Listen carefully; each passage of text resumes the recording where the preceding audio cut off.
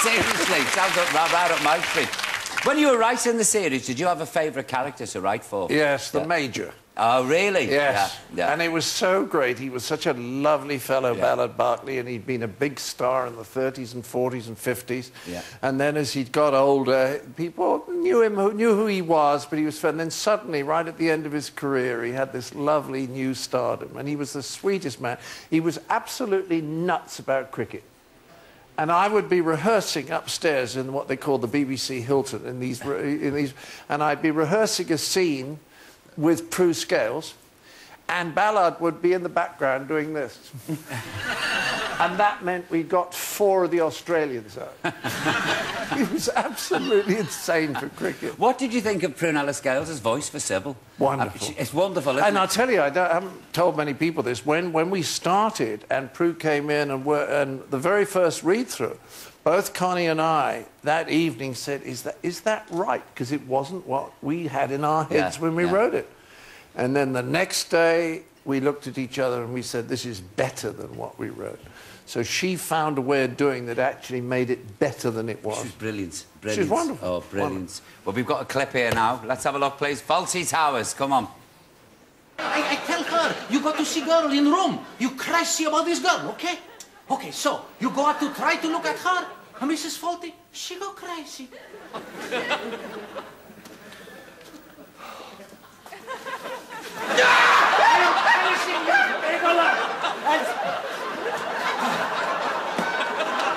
Now, that's how an Englishman would do it, you see. Now, a German would go... No, that's enough for tonight. All right, we're going with your training in the morning. We're just training him in the art of hotel management. It's rather interesting, actually. He's from Barcelona. And one of the more...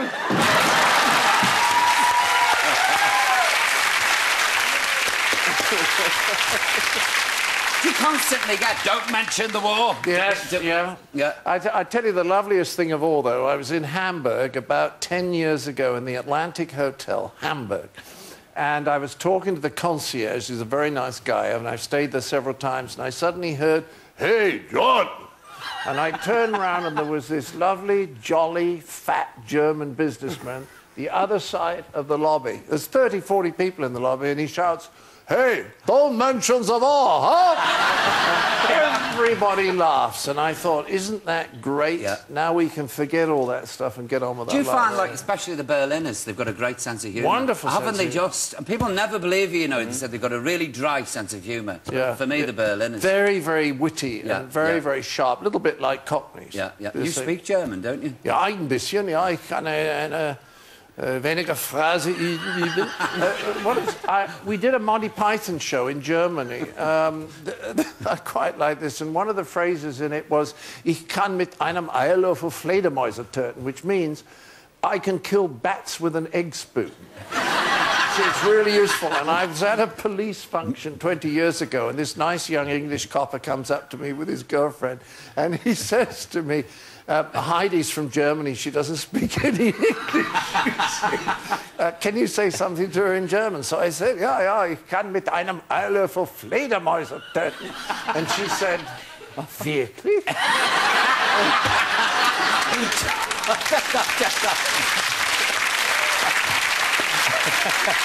I can say, ich bin dein Voskiskus, ich liebe eingestellt. That's all I can say. What is that? I don't know. I've said it in bars and I've been thrown out. I think something with falling in love again. Yeah. Now, there's 2 special documentaries being made for Gold, isn't there? Is it G-O-L-D, or do you say it Gold? Well, they say J-O-L-D and Gold, but anyway, it's on Gold, and it's on Sunday and Sunday week. Yeah. I think that's the 10th and the 17th, and they're quite long ones, and they've got interesting people talking about why they like Fawlty Towers, and I think they'll be fun. Oh, I do. But we've got another clip. You can... Oh. Yeah, Bear, can we have another clip, please? What have they got now? The thing about Basil Fawlty is that there is a lot of John in it. It's John's suppressed anger. I mean, he spent, 30 years going to a psychiatrist because of his anger. He had so much anger in him. I have a feeling that situations could arise when I would almost go as berserk as Basil. Oh, really? Yeah, really. Yes, there's something manic somewhere in me. People talk to me at parties sometimes, you know. and they really do talk at me. And I have fantasies about picking things up, you know, cheese dips, you know. But I've never had the courage.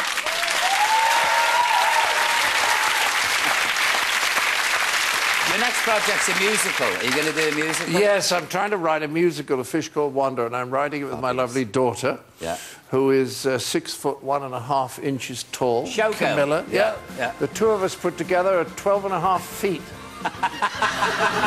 Oh, there's some music. I could go on all night. Ladies and gentlemen, please, the one and only Mr. John Cleese. John, it's been a pleasure. Thank you, really. Well, that's it, folks.